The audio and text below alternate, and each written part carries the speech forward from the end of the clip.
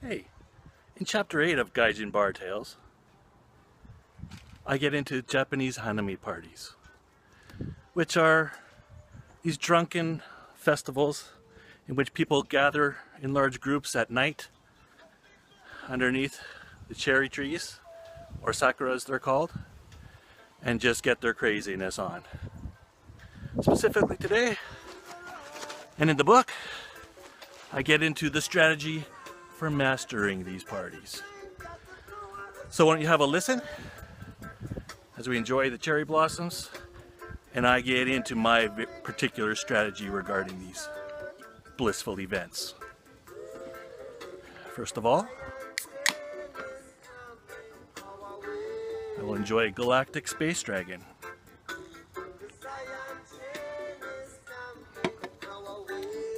Now let's get into it.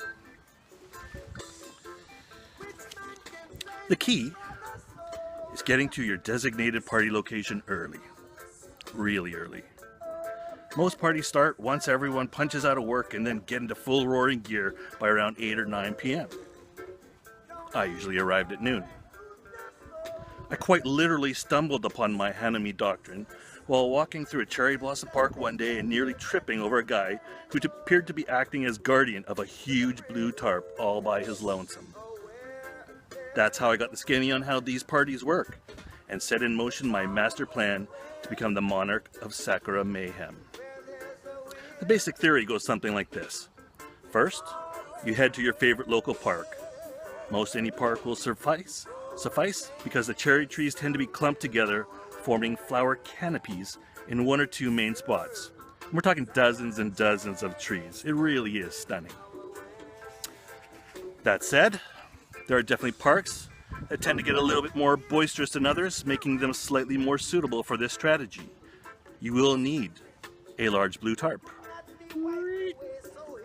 a large bottle of sake, and tunes. Find a spot as close as possible to the hub of the cherry trees. Spread your tarp, take up a position right in the middle, and wait. Easy peasy edamame squeezy. So where does this technique come into play? This is where the magic happens. As with any society, but maybe more so in Japan, companies have a specific hierarchy which is more or less based on seniority or number of years spent working for the company.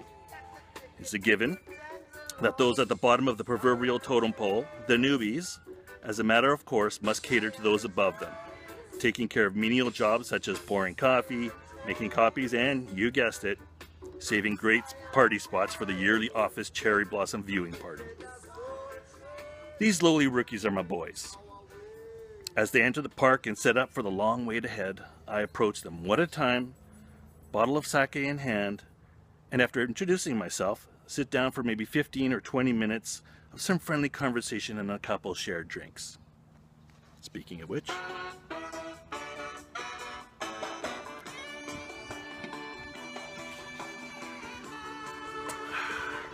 do not forget their names.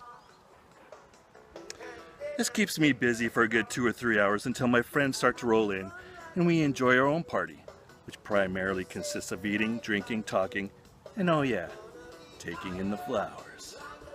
Come sundown, a few streetlights go on, revealing how packed the park is and making the cherry blossoms, as well as the entire atmosphere, even more surreal.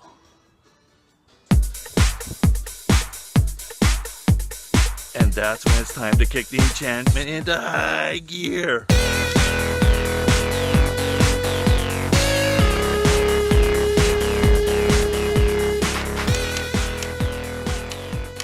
Woo-hoo.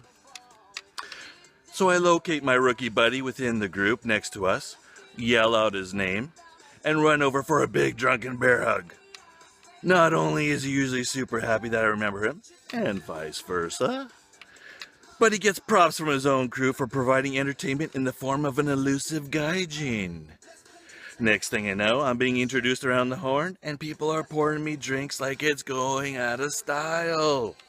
I share a few witty anecdotes, teach a couple of drinking games, and make a polite exit. The rookie has made a name for himself, the group has made a few laughs, and I'm getting jollier. Win-win. I then continue on to the next blue tarp. Hey, Hiroshi! Oh, hi, Chef Rosan! How are you?